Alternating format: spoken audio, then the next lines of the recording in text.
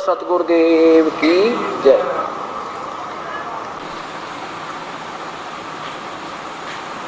अब सभी पवित्र धर्मों के पवित्र सदग्रंथों ने प्रमाण कर दिया और साथ में जिन महापुरुषों ने उस परमपिता को अपनी आंखों देखा सचखंड सतलोक में और फिर काशी के अंदर जुल्हे का कार्य करता हुआ, उन महापुरुषों ने में से आदरणीय श्री गुरु नानक देव जी का प्रमाण आपके सामने प्रस्तुत हो चुका है और समय आने पर आने वाले सत्संग में आपको उन अन्य महापुरुषों ने का भी प्रमाण जिन्होंने उस परमेश्वर को सतलोक में देखा और फिर यहाँ काशी में भी और साथ में अपने अंग संग हर समय उनका आभास रहा। उनमें से कौन कौन है? आदरणीय श्री गरीबदास जी, हरियाणा छुडानी, हरियाणा के अंदर जिला झज्जर में गांव है छुडानी, वहां पर वो गरीबदास जी महाराज गौएं चराने गए हुए थे। 10 वर्ष की आयु में वो पूर्ण परमात्मा सतपुरुष अकाल मूर्त वो शब्द स्वरूपी राम स्वयं ही आकर के वहाँ उनको मिले। फिर उनकी आत्मा को शरीर से निकाल कर और सचखंड लेकर गए और लगभग 10-12 घंटे तक वो प्यारी आत्मा मृत सम होगी। नगर वालों ने सोचा कि ये मर चुके हैं, उनको चिता के ऊपर अंतिम संस्कार के लिए लिटा दिया। उसी समय परमात्मा ने उस पुण्य आत्मा को पुनः शरीर में प्रवेश कर दिया। उसके बाद उस प्यारी आत्मा ने अपने परमपिता की, गरीबदास जी ने अपने परमपिता यानी सारे सृष्टि के रचनहार कुल मालिक कबीर परमेश्वर की कलम तोड़ महिमा और आंखों देखी कहानी बताई, सच कथा का वर्णन किया। ऐसे आदरणीय दादू जी, उनको भी परमात्मा सचखंड से आकर सतलोक से आकर मिले थे और अपना वास्तविक सतलोक दिखा करके वापस छोड़ा था। 3 दिन और 3 रात तक वो बेहोश रहे थे।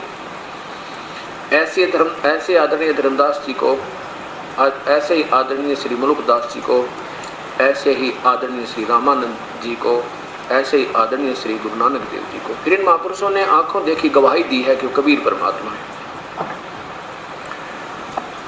अब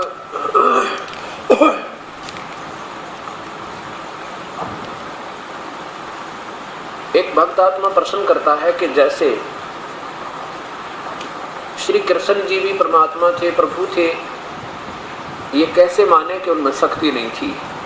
उन्होंने राजा मोरध्वज के पुत्र ताम्रध्वज को आरे से चिरवा कर जीवित कर दिया। आप कहते हो कि ये शक्तिमान नहीं है। दास ने ये नहीं कहा कि ये शक्तिशाली नहीं है या शक्तिमान नहीं है, इनमें शक्ति है। जैसे एक विभाग का मंत्री होता है किसी प्रांत में, उसमें भी शक्ति होती है और मुख्यमंत्री में भी शक्ति होती है और प्रधानमंत्री में भी शक्ति होती है और राष्ट्रपति में भी शक्ति होती है। ऐसे ही जो शक्ति राष्ट्रपति प्रधानमंत्री के अंदर है वो विभाग के मंत्री, एक प्रांत के मंत्री में नहीं हो सकती। शक्ति अवश्य है। ऐसे ही समझो कि एक ब्रह्मांड में 3 लोकों के ऊपर स्वर्ग, मृत्यु और पाताल, इनमें ये ब्रह्मा, विष्णु और महेश एक विभागीय मंत्री है।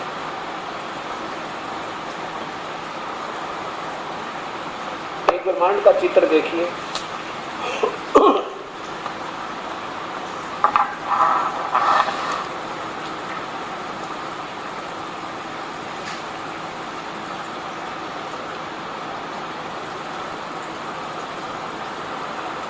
ये एक ब्रह्मांड अंड और पिंड का चित्र है। इसमें ये श्री विष्णु जी, श्री ब्रह्मा जी, श्री शिव जी, ये केवल पृथ्वी लोक, स्वर्गलोक और पाताल लोक, इन 3 लोकों के ऊपर ये प्रभु है। आगे दिखाओ, देखो, ये पाताल लोक और ये पृथ्वी लोक और ये स्वर्ग लोक, साथ ही इसमें नरक है।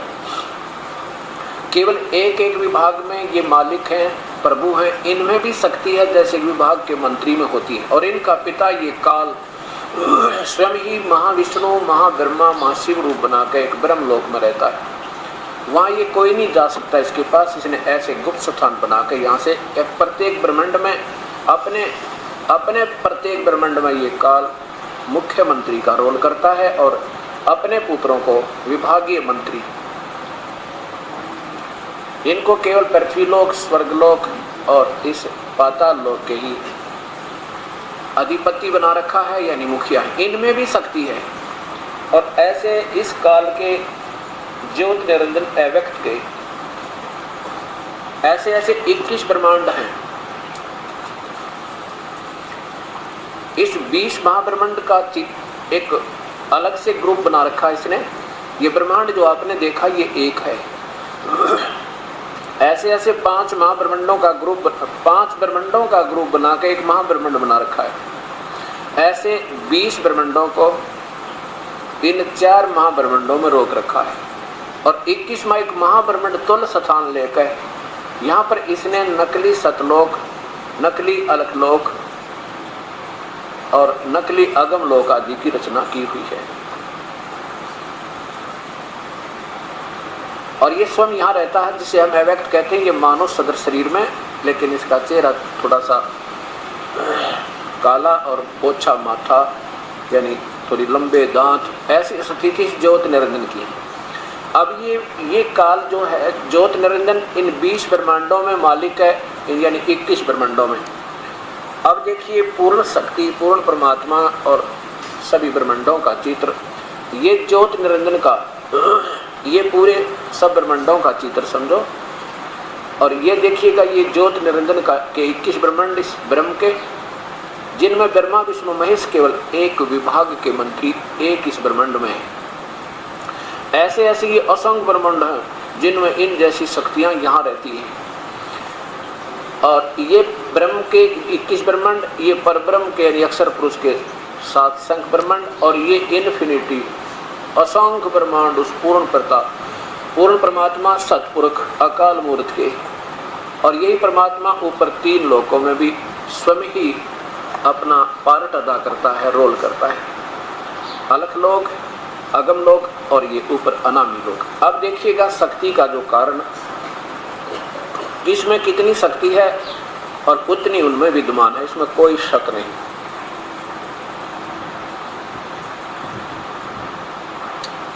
अब एक विभाग का मंत्री एक प्रांत का भी कुछ काम कर सकता है, लेकिन जो प्रधानमंत्री कर सकता है, राष्ट्रपति कर सकता है, वो विभाग का मंत्री उतनी पावर नहीं रखता, शक्ति नहीं रखता। भगवान श्री कृष्ण विष्णु जी के अवतार थे और उन्होंने परीक्षार्थ मोरध्वज राजा के पुत्र ताम्रध्वज को आरे से चिरवा के जीवित कर दिया, क्योंकि ताम्रध्वज की आयु श्वास बकाया थे, उसका प्रारब्ध बाकी था। तो ये भगवानों में इतनी शक्ति है कि शरीर को तोड़कर ये बिल्कुल ठीक कर सकते हैं, पता भी ना लगे, निशान भी ना पावे, इतनी शक्ति है। लेकिन ये ना संस्कार बढ़ा सकते, ना श्वास बढ़ा सकते, ना कम कर सकते। जैसे प्रमाण के लिए देखिए, महाभारत का जब युद्ध प्रारंभ हुआ, प्रथम ही दिन भगवान श्री कृष्ण के सगे भांजे अभिमन्यु की मृत्यु होगी और उनकी सगी बहन सुभद्रा रो रही थी, भगवान श्री कृष्ण रो रहे थे, 5 पांडव रो रहे थे। लेकिन भगवान श्री कृष्ण अभिमन्यु को जीवित नहीं कर सके, जो अति अनिवार्य था। पांडवों का कुल नाश हो रहा था, लेकिन भगवान श्री कृष्ण जीवित नहीं कर सके, क्योंकि ये संस्कार पाप कर्म को कम बत्ती नहीं कर सकते। जैसा आपने अभी देखा था कि कबीर परमात्मा अपने प्यारे हंस की उम्र बढ़ा सकता है जो सतभक्ति करता है 3 नाम के मंत्र में। अब पूर्ण परमात्मा कबीर साहब की महिमा आपको सुनाते हैं कि इन्होंने भी अपने जीवन, जब ये यहाँ पर रहे मानुष एक आम व्यक्ति जैसा जीवन जी कर रह रहे थे 120 वर्ष, इन्होंने ढेर सारे ऐसी ही लीलाएं की, लेकिन उन नादान गुरुओं ने अपनी महिमा बनाए रखने के लिए इस परमात्मा के सत्य कथाओं को दबा दिया। और अब वो समय आ गया है कि सभी समाज शिक्षित है, बहन बेटी भाई जितने बुजुर्ग नौजवान बच्चे, ये परमात्मा की प्यारी आत्मा शिक्षित हैं और इस परम पिता के सत्य ज्ञान को आज ये अपनी आंखों देख करके स्वीकार कर रहे हैं।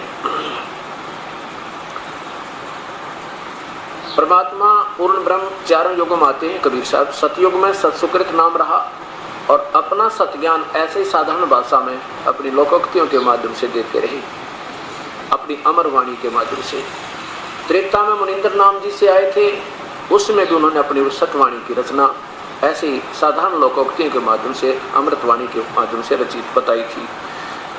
ऐसे ही द्वापर में भी परमात्मा आए करुणामय नाम से और कलयुग में वो परमेश्वर कबीर नाम से आए, जो इनका वास्तविक मंत्र नाम, वास्तविक नाम है। और उस कबीर नाम से ये परमेश्वर आए तो उन्होंने अपनी सतवाणी, अपनी सत्य कथाएं, सतलोक की वास्तविक रचना कैसे हुई, तो वो सब अपनी कबीर वाणी में आज विद्यमान है। ये परमात्मा जब आए हुए थे, इन्होंने ढेर सारे जो है अपनी लीलाएं की। उनमें से दो चार आपके सामने संक्षिप्त में सुनाऊंगा। परमात्मा कबीर साहब जब काशी में आए हुए थे, वो अपने सत्यज्ञान को बताया करते थे। हिंदू और मुसलमानों के जो उस समय के वो गुरु लोग थे, उनसे कहा करते कि तुम इन पोरी आत्माओं को गुमराह कर रहे हो, तुम इनको वास्तविकता से दूर रखे हुए हो, तुम केवल काल तक अव्यक्त ज्योत निरंजन या ब्रह्म तक की साधना पर इनको आधारित किए हुए हो और पूर्ण परमात्मा से तुमने दूर कर दिया। तुम्हें स्वयं ज्ञान नहीं है कि पूर्ण परमात्मा कौन है, उसकी भक्ति कैसी है। इस बात से वो वर्तमान के गुरु लोग हिंदू और मुसलमानों के ये जानकर के तुम्हारी जो झूठ, जो तुम दुनिया को गुमराह कर रहे हो, ये अब सामने आएगी और कहीं तुम्हारी बेइज्जती ना हो जाए, इस कारण से वास्तविकता को दबाकर आम जनता को कहा करते थे कि कबीर जुलाहा, ये धानक, ये तो गंवार है, अशिक्षित है, ये क्या जाने वेदों और शास्त्रों के बारे में। हम काशी विद्यापीठ पढ़े हैं। मुसलमान लोग भाई कहते थे हम कुरान शरीफ को बचपन से पढ़ते आ रहे हैं, ये क्या जाने कुरान शरीफ के बारे में, ये क्या जाने बाइबल के बारे में।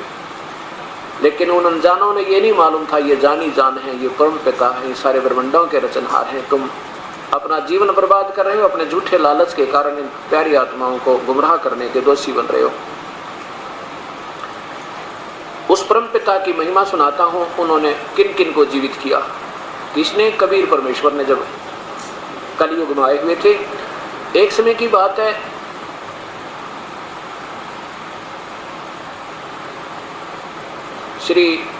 एक समय की बात है कि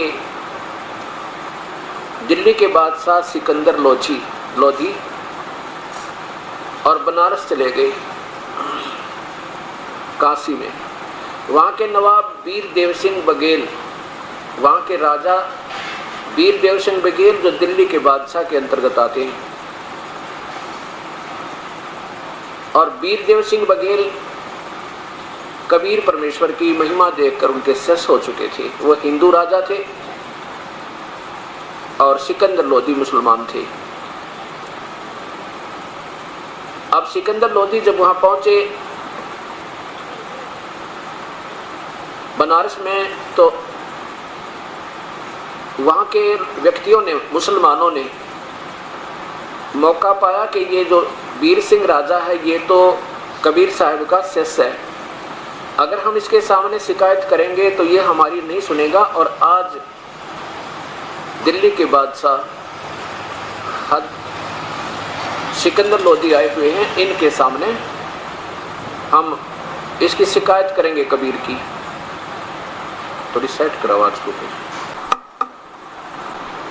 ऐसा विचार करके वो मुसलमानों के धार्मिक गुरु यानी पीर, मुल्ला और काजी काफी मुसलमान जनसमूह को साथ लेकर के सिकंदर लोदी के सामने पेश हुए। उनसे कहा कि हमारा हे राजन, एक कबीर नाम का जुलाहा है, उसने हमारे मजहब को हमारे को परेशान कर रखा है और हमारे दीन की तौहीन करता है, बेइज्जती करे।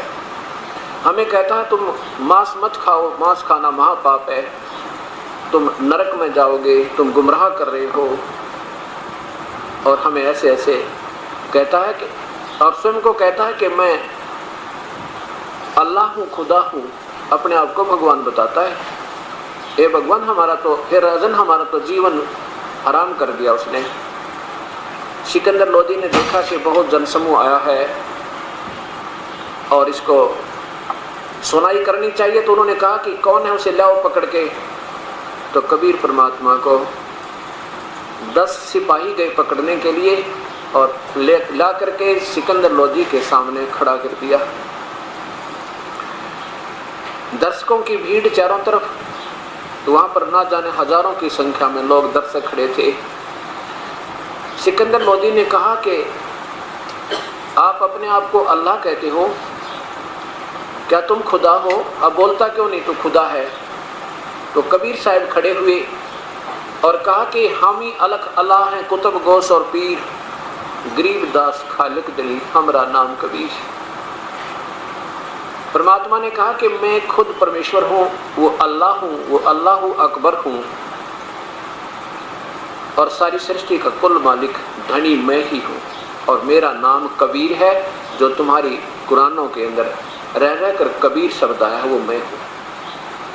इस बात को सुनकर दिल्ली के बादशाह सिकंदर लोदी की सुई 100 पर गई, यानी इतना नाराज हो गया, गुस्सा हो गया और सोचा कि जब मेरे सामने भी ऐसी बकवास ये कर सकता है तो वास्तव में ये सारे हमारे मुसलमान भाइयों को बहुत तंग कर रहा होगा, ये तो बड़ा ढीठ व्यक्ति है। फिर भी वो भगवान से डरने वाले, अल्लाह से डरने वाले व्यक्ति होते थे। सिकंदर लोदी ने सोचा कि कहीं ये कोई सिद्धि युक्त संत ना हो, पहले इसकी परीक्षा ले लेता हूँ, फिर इसको सजा दूंगा। परमात्मा की परीक्षा लेने के लिए सिकंदर लोदी ने कहा कि एक गाय लाओ। एक गाय जो ज्ञापन थी, यानी उसके गर्भवती थी, पेट में बच्चा था, उसको लाकर के खड़ा कर दिया और सिकंदर लोदी ने कहा कि यदि तू अल्लाह है, अब मैं इसको गाय का वध करते हैं, इसको विस्मरण करते हैं और तू इसको जीवित करना, और यदि तूने इस गाय को जीवित नहीं किया तो तुझे टुकड़े टुकड़े कर दूंगा। हमारे हजरत मोहम्मद जी ने गाय को शब्द से, वचन से मार कर और फिर जीवित कर दी थी। वो अल्लाह के रसूल थे, नबी थे, पैगंबर थे, और आप अपनी झूठी महिमा बनाने वाले हो, और यदि तुम इस गाय को जीवित कर दोगे तो ठीक है, नहीं तो तुझे कत्ल कर देंगे। सिकंदर लोदी के आदेश से गाय को विस्मरण कर दिया, उसको काट दिया बीचों बीच। 4 टुकड़े हो गए माँ बेटों के, गाय और बच्चे के। कबीर परमेश्वर खड़े हुए और जाकर के दोनों को एक थपकी गाय का लगाई, एक गाय के बच्चे के टुकड़े हुए शरीरों को।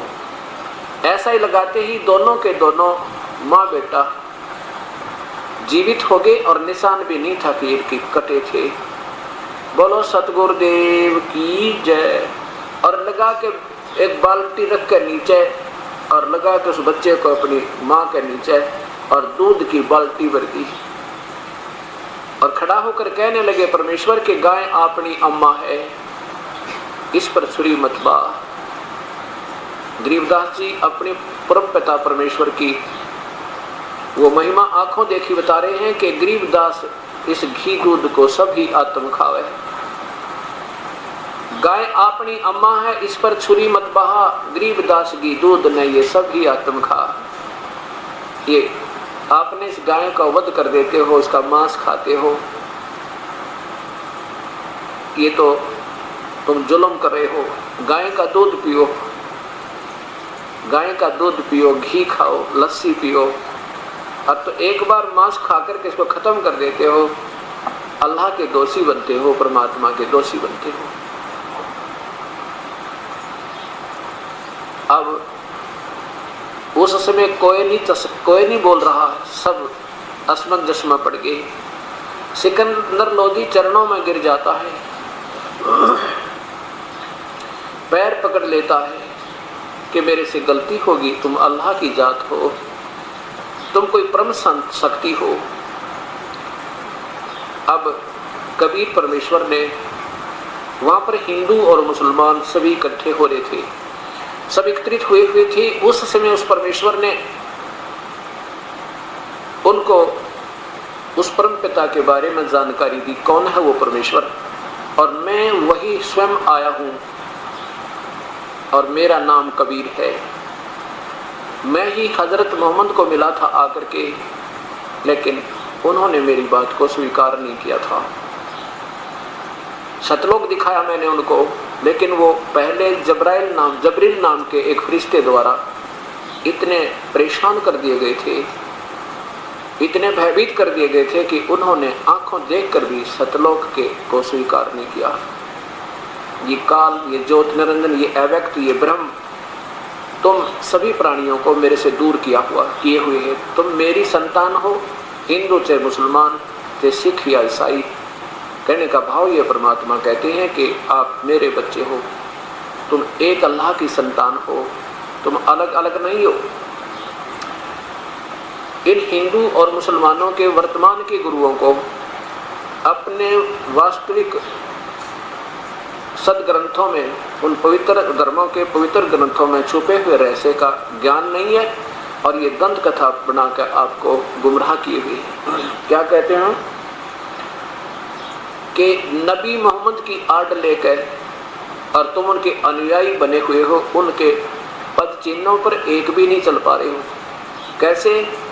परमात्मा कहते हैं कि नबी मोहम्मद नमस्कार है, राम रसूल कहाया, 1,80,000 को सौगंध जिन ने करत चलाया। हजरत मोहम्मद जी के 1,80,000 यानी अनुयायी हुए थे, शिष्य बने थे, मुसलमान बने थे। मुसलमान का अर्थ होता है जो बीड़ी शराब मांस तम्बाकू जिंदगी भर नहीं छुए, किसी की आत्मा दुखी नहीं करे, किसी बहन बेटी को बुरी नजर तक नहीं देखे, किसी का माल नहीं लूटे, कोई ब्याज तक ना लेवे, उसको मुसलमान कहते हैं। और यही लक्षण हिंदू के होते हैं, यही लक्षण ईसाई के होते हैं, और यही लक्षण सिख के होते हैं।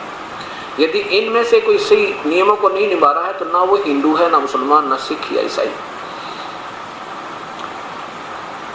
परमात्मा बता रहे हैं कि नबी मोहम्मद नमस्कार है, वो तो आदरणीय महापुरुष थे, और राम रसूल कहाया, वो तो अल्लाह के रसूल बनकर आए थे। कौन से अल्लाह के? ये ज्योत निरंजन काल के भेजे हुए, और भगवान शिव के नगरी से, शिवलोक से ये एक महान आत्मा पिछले जन्म के ऋषि थे, उनके संस्कार, उनके पुण्य कर्म उनके साथ थे, लेकिन भविष्य में इस काल ने उनके साथ धोखा किया। एक जबरील नाम का देवता भेज के उनको जबरदस्ती बाई फोर्स अपने तक की पूजा बता दी, और ज्ञान उस परम पिता के डर से ज्ञान दिला दिया पूरा कि वो परमात्मा और है, उसका नाम कबीर है। उसी ने 6 दिन में सृष्टि थी, 7वें दिन तख्त पर जा बैठा। लेकिन पूजाएं की विधि अपने फरिश्तों द्वारा या आप ही गुप्त रूप में अंदर प्रवेश करके उस प्यारी आत्मा हजरत मोहम्मद जी के अंदर, और वह बोल दी, वह माने वो संदेश आए ऊपर तय, और वो फिर कुरान शरीफ के रूप में लिखे गए।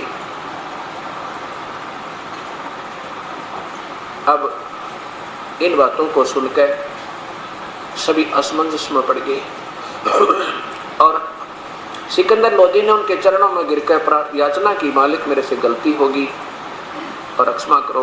परमात्मा ने इस बात को आगे ना बढ़ा करके कहा भी ठीक है, अपने आप को सुधार लो, परमात्मा का भजन करो, ये अच्छी बात नहीं। लेकिन अच्छा, कबीर साहब को क्या किया कि पालकियां में बिठा कर सिकंदर लोदी ने आदर के साथ उनकी झोंपड़ी में पहुंचाया। कुछ दिनों के बाद क्या होता, सिकंदर लोदी को जलन का रोग हो गया, और उधर से उन काजी और मौला ने उनको बहका दिया राजा को, सिकंदर लोदी को, कि ये तो कोई जादूगर है, और ये तो छोटी मोटी सिद्धियां होती हैं जो कि इसने गाय को जीवित कर दिया, ये तो कोई बड़ी बात नहीं होती। अब राजा ने तो अपने धार्मिक गुरुओं की बातों को स्वीकार करना था, बात समाप्त हुई।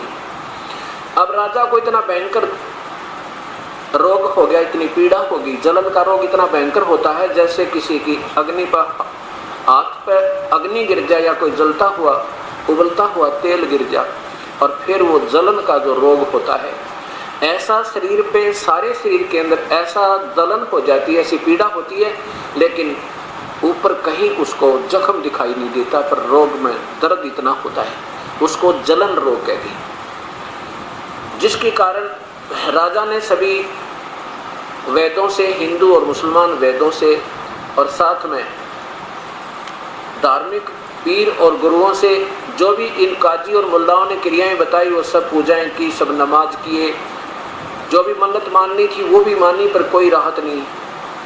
हिंदू ऋषियों संतों के पास भी गए, लेकिन कोई राहत नहीं। सब ये कहते थे कि आपका ये प्रारब्ध है, ये आपने भोगना पड़ेगा, कर्मदंड नहीं कट सकते, और कर्मदंड काटने वाले कबीर परमेश्वर हैं।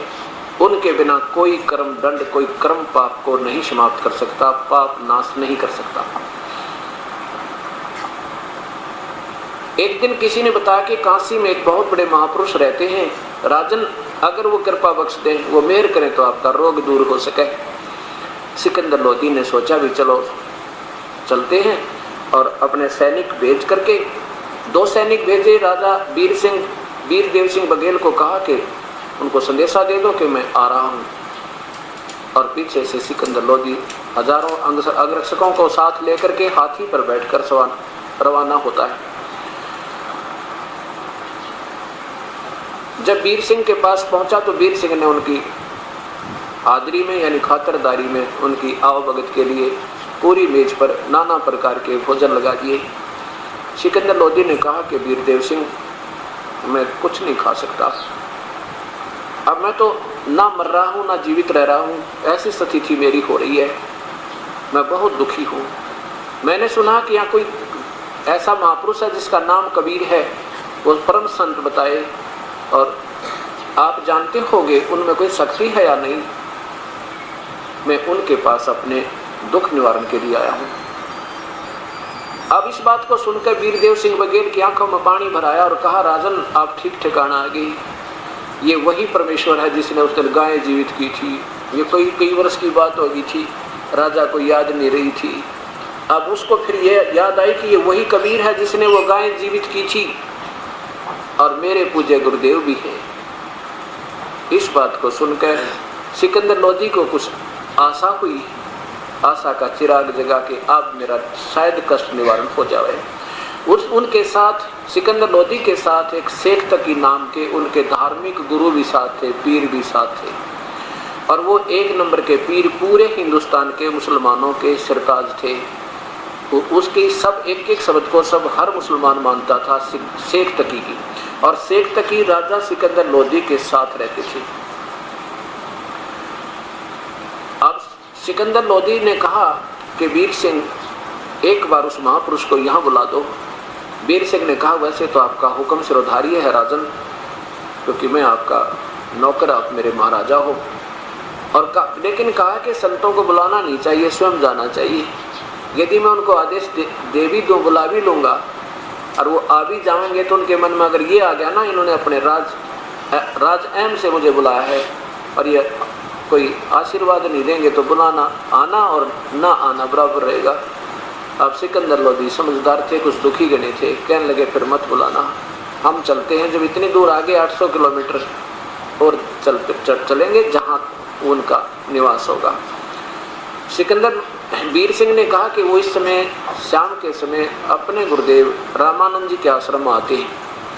रामानंद जी उस समय लगभग 100 से ऊपर की आयु के हो चुके थे, 120-30 साल की उम्र के, और रामानंद जी पहले अन्य जाति वालों को उपदेश दीक्षा नहीं देते थे, केवल पंडितों को देते थे, वो ब्राह्मण जाति से थे। परमात्मा कबीर साहब ने उनका यह भ्रम निवारण किया था। उसके बाद उन्होंने हिंदुओं को, चाहे वो किसी भी जाति से संबंधित था, उपदेश देना स्वीकार कर दिया था। लेकिन मुसलमानों से नफरत फिर भी रखते थे। कौन? श्री रामानंद जी महाराज। और कबीर परमात्मा चाहते थे पूज्य गुरुदेव की ये भी आंट निकल जाता कि ये मुक्त हो जाएं।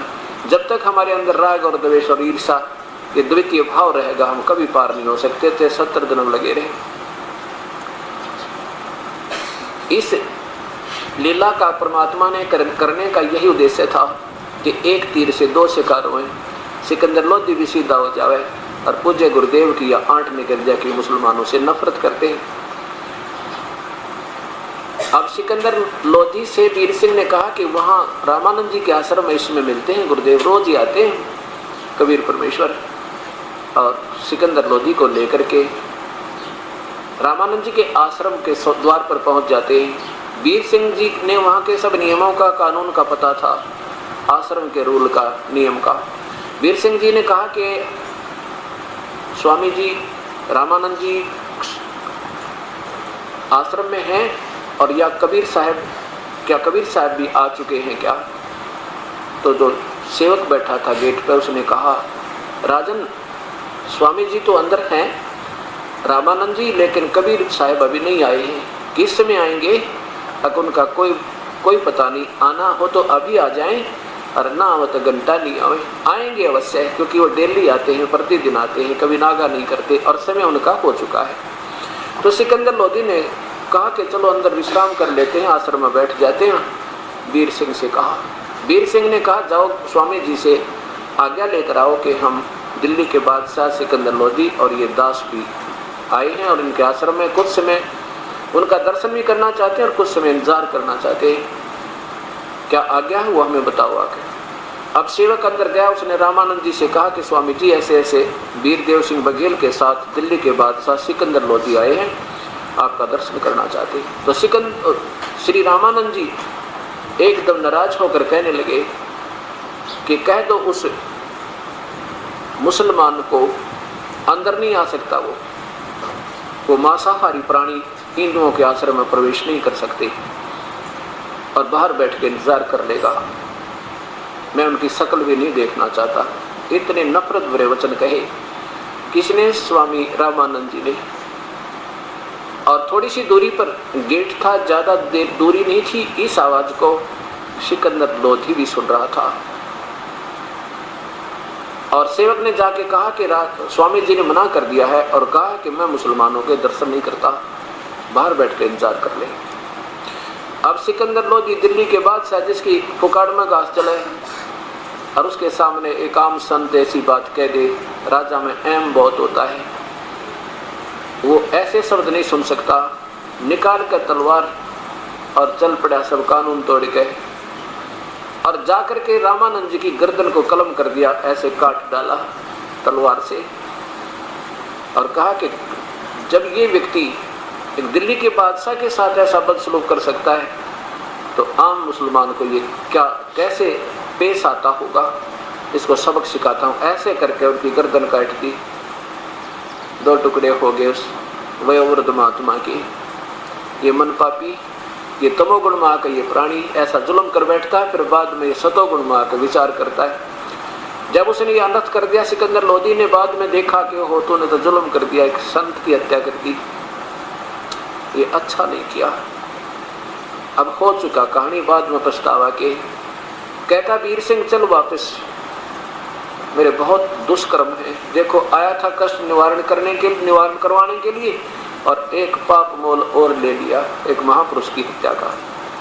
वीर सिंह चाहता हूँ शुभ होता है अशुभ, मेरे पाप कर्म मेरे आगे अड़े हुए हैं। वीर सिंह कहता क्या बोला उस महापुरुष के सामने। दोनों वापस चल पड़े। वापस चले तो जो ही आश्रम से बाहर आए तो सामने वो परमेश्वर, वो दयालु परमेश्वर, वो करीम, वो बेऐब परवरदिगार, हक्का कबीर करीम तू बेऐब परवरदिगार, वो सामने आ रहे हैं। वीरदेव सिंह ने कहा कि ये देखो जी माँ कबीर परमात्मा हमारे गुरुदेव आ गए, ये सामने आ रहे। बिल्कुल थोड़ी सी दूरी पर ही सामने दर्शन हो गए। वीर सिंह बघेल ने लंबा लेट कर दंडवत प्रणाम किया रेत में, मिट्टी के ऊपर, बिल्कुल ज्यों कहते समेत मुकुट के अपने परम पिता, अपने परम पूज्य गुरुदेव के चरणों में। अब उस समय सिकंदर लोधी भी घबराया हुआ था कि एक तो संत की, इनके गुरुदेव की मृत्यु हाथ से होगी, हत्या होगी। इस करके उसने भी दंडवत प्रणाम किया। दोनों राजाओं ने दंडवत प्रणाम किया उस परम पिता के चरणों में, और उस परम पिता ने, परमेश्वर ने उन दोनों राजाओं के सिर पे हाथ रखा, और जो ही हाथ उठाया सिकंदर लोधी का वो रोग नहीं रहा, जिसके कारण वो बहुत दुखी था, एक पल भी चैन नहीं थी। ऐसे ही लेटे लेटे चरणों में पड़े पड़े सिकंदर लोधी ने जान लिया कि ये परम पिता है, ये पूर्ण ब्रह्म, ये परवरदिगार आए हैं। केवल सप्रश मात्र से तेरा वो वर्षों से कष्ट में रोग समाप्त हो गया। अब कहते हैं ये भी एक गुण परमेश्वर का होता है। चरणों में पड़े पड़े रो रहा है सिकंदर लोधी और कह रहा, परवरदिगार मेरे से गलती होगी, मैं पापी आत्मा हूँ, मुझे क्षमा कर दो। जानी जान परमेश्वर कबीर साहब ने कहा, कोई बात नहीं राजन, क्या गलती होगी, आप सभी गलती के पुतले हैं, और जो अपनी गलती को मान लेता है वो महान होते हैं। सिकंदर लोधी कहता, नहीं मालिक, मैं तो बहुत पापी आत्मा हूँ, मेरे जैसा नीच कोई नहीं है, क्योंकि परमात्मा के सामने आत्मा निर्मल हो जाती है और केवल वही बातें बोलती है तो उसे बोलना चाहिए था। मुझे क्षमा करो, मुझे क्षमा करो मालिक, क्षमा करो परवरदिगार। कबीर साहब बोले, भी कर दिया क्षमा। हक नहीं, मुझे क्षमा नहीं कर सकते, मैं बहुत पाप किए हुए हैं, मेरे से बड़ा जुल्म हो गया जाता। कबीर साहब ने कहा कि मुझे सब माफ कर दिया तेरा, तूने जो भी जुल्म किया है, उठो कोई बात नहीं। तब क्या बताया कि परवरदिगार मैं ऐसे ऐसे बहुत दुखी प्राणी हूँ, और वो कष्ट तो आपने मेरा निवारण कर दिया जिसके लिए मैं भ्रम भटक रहा था। मेरे शरीर में बहुत वर्षों से कष्ट, बहुत ज़्यादा सा खतरनाक रोग था, असाध्य रोग था, वो तो आपके सप्रश मात्र से दूर हुआ। मैं और ये वीर देव सिंह बघेल आपके दर्शनार्थ, आपके पूज्य गुरुदेव के इस आश्रम में पहुँचे, तो इन्होंने मेरे साथ, आपके गुरुदेव ने मेरे साथ बदतमीजी की। इन्होंने ऐसे आप शब्द कहे कि मैं मुसलमानों के दर्शन नहीं करता, ये मांस खाते हैं, नीच आत्मा है, और इन्होंने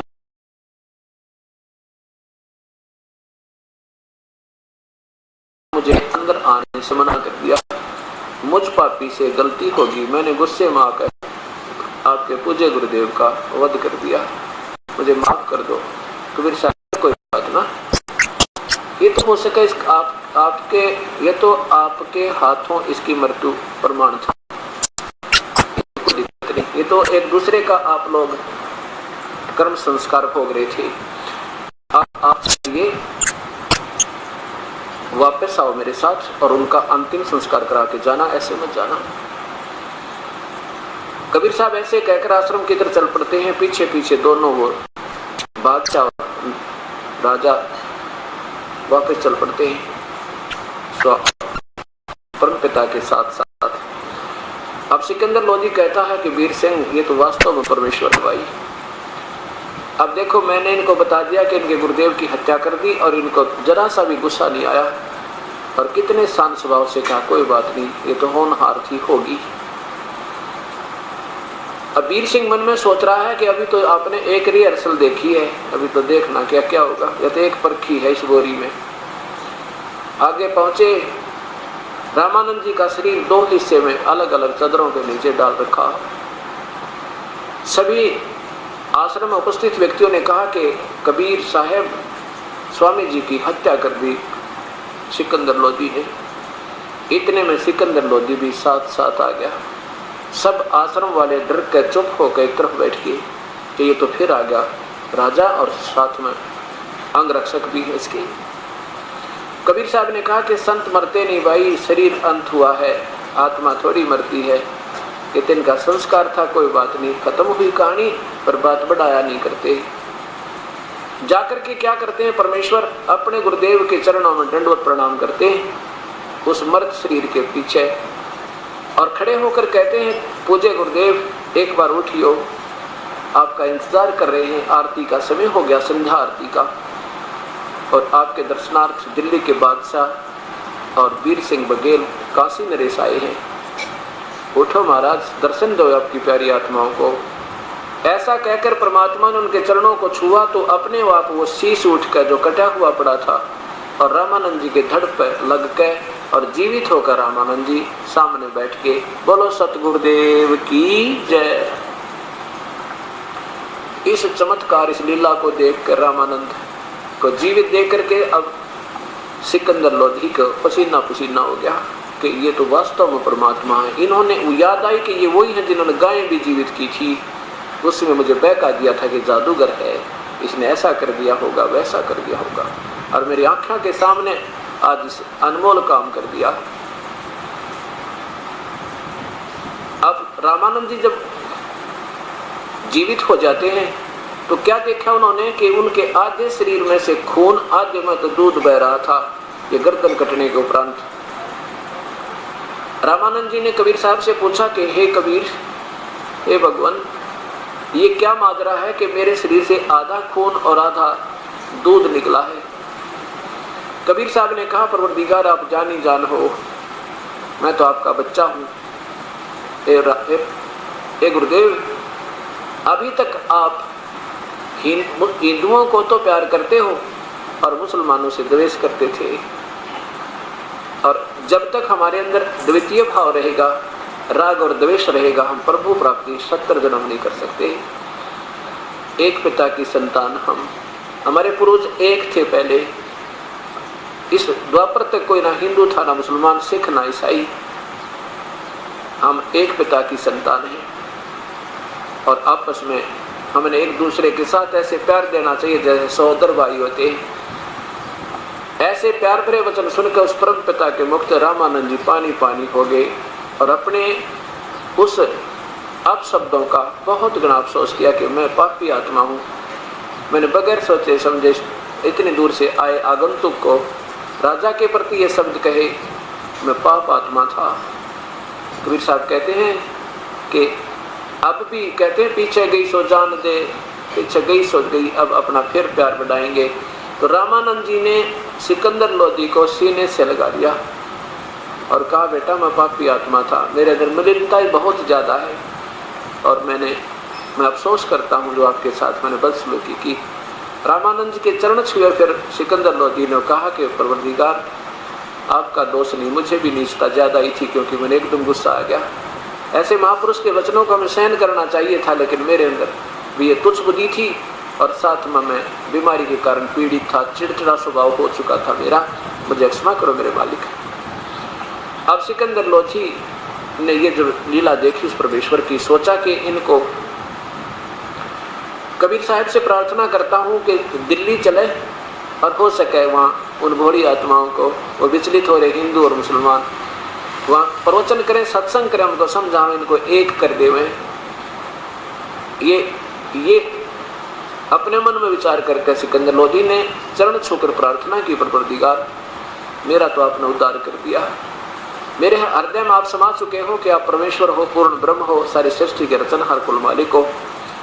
मैं ये चाहता हूँ कि एक बार मेरे साथ दिल्ली चलिए और वहाँ की बड़ी जनता को भी आप अपना ये सतमार्ग और ये सच्चाई बताइए दाता। आपके मुख से सब मान जाएंगे क्योंकि आपकी शब्द में शक्ति है। कबीर साहब ने कहा, सिकंदर बात सुन, ऐसे मैं नहीं चलता किसी के साथ, जो मेरा अनुयायी यानी मेरा शिष्य होगा, मेरा नाम लेगा तो चलूंगा, अन्यथा मैं नहीं चलूंगा।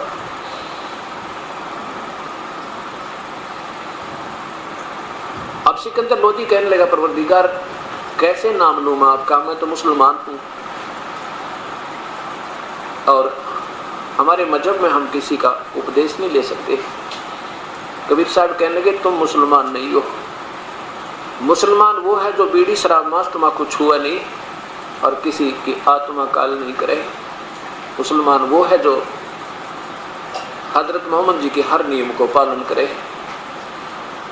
मुसलमान तुम्हें मैं बनाऊंगा, ये सारी बुराई छुटा के, और वो सतभक्ति दूंगा जो आज तक किसी को प्राप्त नहीं हुई, नहीं तो मैं तेरे साथ नहीं चलूंगा। अब सिकंदर लोधी ने सोचा कि भी ऐसे महापुरुष और जिन्होंने मुझे जीवन दान दिया, आज कल तड़प के मृत्यु हो जाती, ना जाने कहाँ मेरा जन्म होता, कौन मजहब और कौन ये कौम साथ देती। ये सब विचार करके कहा, परवरदिगार मैं आपका बच्चा, आप मेरे परम पिता, मुझे उपदेश दो। कबीर साहब ने कहा, तुम मुसलमान बनकर हो, ये बुराइयां त्याग दो और भजन करो उस परमेश्वर का जैसे मैं बताऊं। सिकंदर लोधी ने स्वीकार किया और कबीर परमेश्वर ने उनके साथ दिल्ली आने के लिए सहमति दे दी।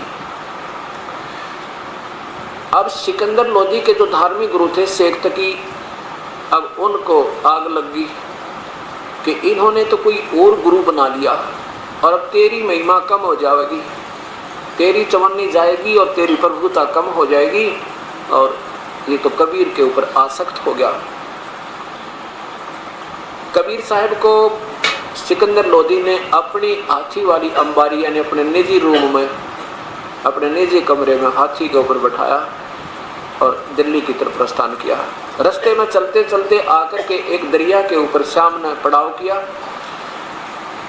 और सुबह कोई खाना बना रहे थे, कोई नहा रहा था, कोई धो रहा था। तो सिकंदर लोधी सुबह सुबह शेख तकी के पास प्रणाम करने जाते थे। जब ही शेख तकी के पास सिकंदर लोधी अपने धार्मिक गुरु के पास प्रणाम करने गए तो शेख तकी ने मुंह चढ़ा रखा और बोला नहीं। सिकंदर लोधी ने कहा क्या बात होगी पर पीर जी, क्या दिक्कत आ गई, क्या बात है, आप मेरे से नाराज क्यों हो गए? शेख तकी ने कहा कि तुझे गुरु मिल गया है, क्या जरूरत है हमारे मुसलमान पीरों की, तुझे तो ये काफिर गुरु मिल गया है, आप तो उसी को सिर पर रखे हुए हो। राजन, आप अपने आप को संभाल ले, आप काफिर हो गए हो, आपने एक हिंदू की बात को मान लिया है और जाकर के सारे समाज को बता दूंगा कि राजा काफिर हो गया है।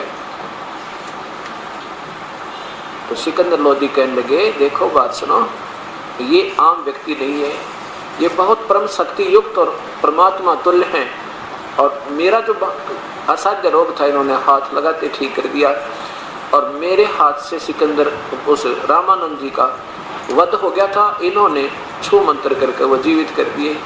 बताओ मैं कैसे नहीं मानूं इनको भगवान के तुल्य, कैसे ना मानूं इनको मैं अल्लाह की जात।